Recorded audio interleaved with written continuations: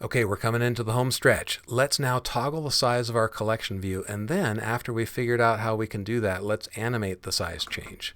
So back over here we have a collection view control. Let's see, I want the standard editor. And I'd like to change the height of that control to, I don't know, something that's half of its current size, just so that I can show you how to animate a change on a constraint. So if I look at the size inspector, you see that I've got, let's see, on the collection view, yes, down at the bottom, I have bottom space to toolbar.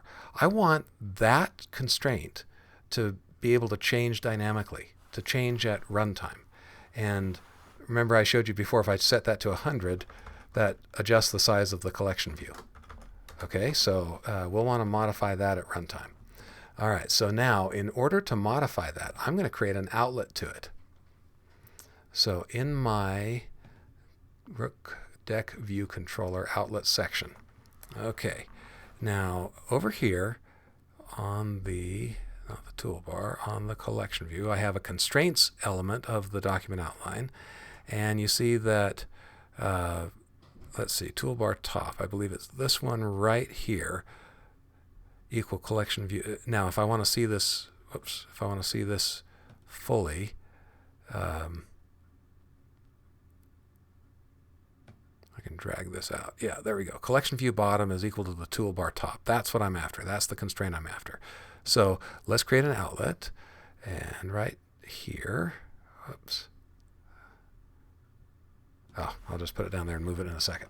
Okay, I want to call this one the collection view bottom constraint. Okay, connect that up and it makes an NS layout constraint. Okay, and now back to the standard editor and into the deck view controller. Oh, I'm sorry, I wanted one other thing, and that is I wanted to have an action associated with that third button. So the toggle size button in my toolbar, let's drag this out and let's call this toggle. Well, I'll just call it toggle size. Yep, we don't need to say toggle collection view size like I was about to type there. Okay, toggle size. And now inside of here, back to the standard editor then, in the Rook Deck View Controller, here I want to modify that constraint. So what I'm going to do, I'm going to say, look, if the collection view bottom constraint, now there's a constant associated with it, that CG float.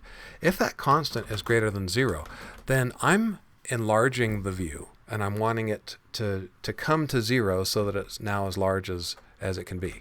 So let's say collection view bottom constraint.constant equals 0. Otherwise, it's large and I want to make it half of its size or something to that effect. And so I'm going to say collection view bottom constraint.constant equal, and let's go ask the collection view how big you are. So let's ask for your bounds.height and divide by 2, and we'll assign that. Then I should just be able to say, hey, collection view, would you lay out if needed?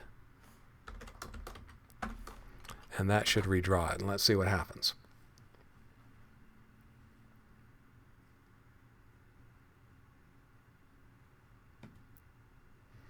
So I toggle size, and sure enough, it seems to be working, but it's not animating.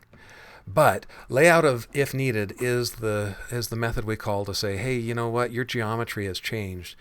Why don't you go see if you need to relay out? Now, to animate this, we're going to use another UI view animation pattern. And so I'm going to say UI view.animate with duration and then time interval. Let's see here. Options. Which one of these is it that I want? Let's see if that's the one I'm after. Okay, duration. We're going to go with animation.duration. So we'll use the same value we've used before. Delay. I don't want any delay. Just do it right away. Options.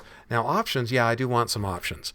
And in this case, I'm going to specify a curve ease in out so that it eases into the animation, runs at full speed, and then eases out. And then what are the animations I need to run? Well, here I provide a closure.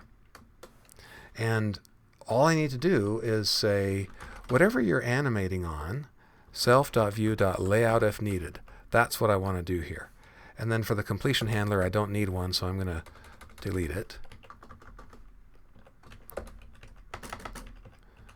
Okay, and now the other part of this recipe is if the collection view is in the middle of animating, like let's say I'm tapping the toggle size button real fast, I'm just going to interrupt it. I'm going to say layout if needed, which terminates any existing animation. Then I go make my change to the constraint, and then I say, okay, let's animate with duration.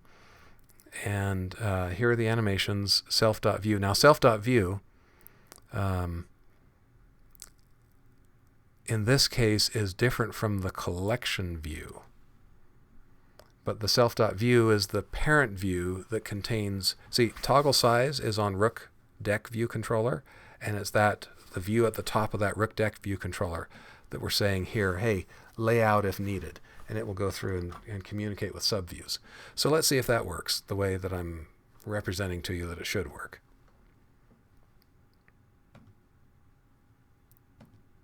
Okay, so there we do get an animation, and if I tap this a bunch of times, you see that it interrupts and it tries to keep going whatever direction it was going. Okay, and in lecture I'll tell you a little bit more about the animation patterns, but here's a demonstration then of that second type of animation that you'll see in lecture. Okay, that's enough for this part. We've gotten to where we can animate a size change on our collection view. We can show all the cards, we can shuffle the cards, and I think that's about it for this video series. Hope it's been enjoyable and informative to you.